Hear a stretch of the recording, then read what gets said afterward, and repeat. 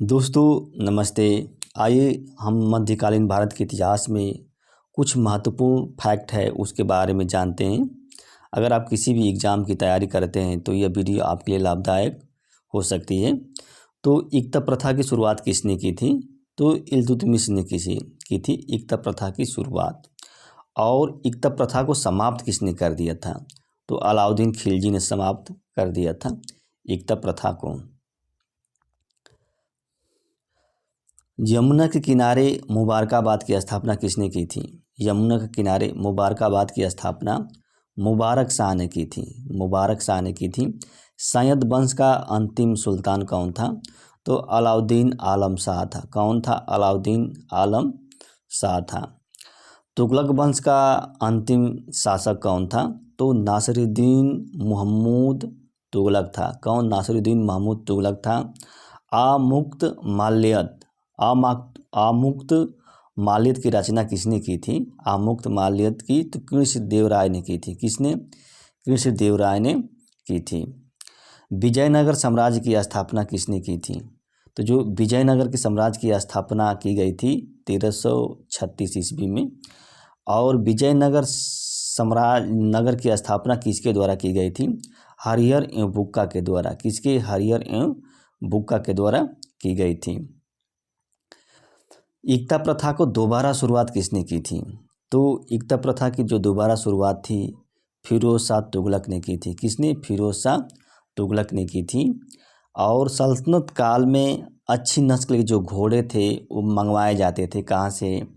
तुर्की से मंगवाए जाते थे। तुर्की से, रूस से, अरब से मंगवाए जाते थे। सल्तनत काल में जो अच्छी नस्ल के जो घोड़े थे उनको। और सल्तनत काल में एक शहर, देखिए एक शहर या 100 गाँवों की जो देख रेख करता था उसको क्या कहा जाता था? अमीर ए सादा नामक अधिकारी कहा जाता था। अमीर ए सादा नामक अधिकारी कहा जाता था। किस सुल्तान ने गढ़े हुए खजानों में से कोई हिस्सा नहीं लिया था? तो सिकंदर लोदी था। सिकंदर लोदी था। तारीख ए मुबारक शाही, देखिए तारीख ए मुबारक शाही पुस्तक किसने लिखी थी? तो यहिया बिन अहमद सरहिंदी ने लिखी थी। किसने?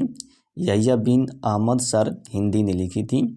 और तारीख ए मुबारक शाही जो पुस्तक लिखी गई थी इससे जानकारी मिलती है सैयद वंश के बारे में जानकारी मिलती है। किसके? सैयद वंश के बारे में जानकारी मिलती है। और दीवान ए खैरात क्या कहलाता था? दीवान ए खैरात क्या कहलाता था? दान विभाग कहलाता था। और दीवान ए बंदगान विभाग जो था क्या कहलाता था? दास विभाग कहलाता था। दीवान ए बंदगान जो था वो दास विभाग कहलाता था। खिजर खां था। खिजर खां कौन था? तैमूर लंग का सेनापति था खिजर खां। और भारत से लौटते समय तैमूर लंग ने खिजर खां को नियुक्त किया था। क्या नियुक्त किया था?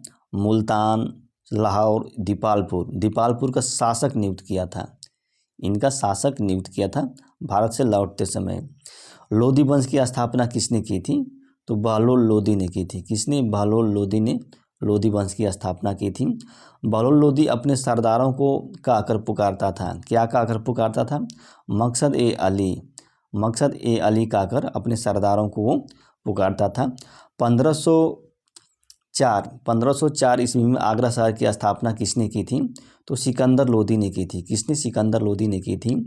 गुलरुखी शीर्षक से, देखिए इंपॉर्टेंट है ये, गुलरुखी शीर्षक से फारसी में जो कविता लिखने वाला सुल्तान कौन था? तो सिकंदर लोदी था। कौन था? सिकंदर लोदी था। अरबों ने भारत पर पहला सफल आक्रमण कब किया था? तो मोहम्मद बिन कासिम के नेतृत्व में किए थे 712 ईस्वी में। 712 ईस्वी में। महमूद गजनवी के दरबार में कौन कौन रहते थे? कवि थे। एक अलबरूनी था रहता था, फिरदौसी भी रहता था, उतवी ही रहता था, फारूकी भी रहता था। ये महमूद गजनवी के दरबार में रहते थे। और मोहम्मद गोरी ने भारत पर पहला आक्रमण कब किया था? मोहम्मद गोरी, महमूद गजनवी नहीं, मोहम्मद गोरी। तो 1175 में मुल्तान के विरुद्ध क्या आक्रमण किया था? मोहम्मद गोरी ने। और 1178 में मोहम्मद गोरी को किसने पराजित किया था? तो गुजरात का शासक था भीमद्विती ने पराजित किया था। गुजरात का शासक भीमद्विती ने पराजित किया था। तराइन का प्रथम युद्ध कब लड़ा गया था? तो 1191 में लड़ा गया था तराइन का प्रथम युद्ध, और इसमें मोहम्मद गोरी और पृथ्वीराज चौहान के बीच लड़ा गया था, जिसमें पृथ्वीराज चौहान की क्या विजय हुई थी। पृथ्वीराज चौहान की विजय हुई थी। तराइन का जो द्वितीय युद्ध जो था वो मोहम्मद गोरी और पृथ्वीराज चौहान के बीच लड़ा गया था, 1192 में लड़ा गया था।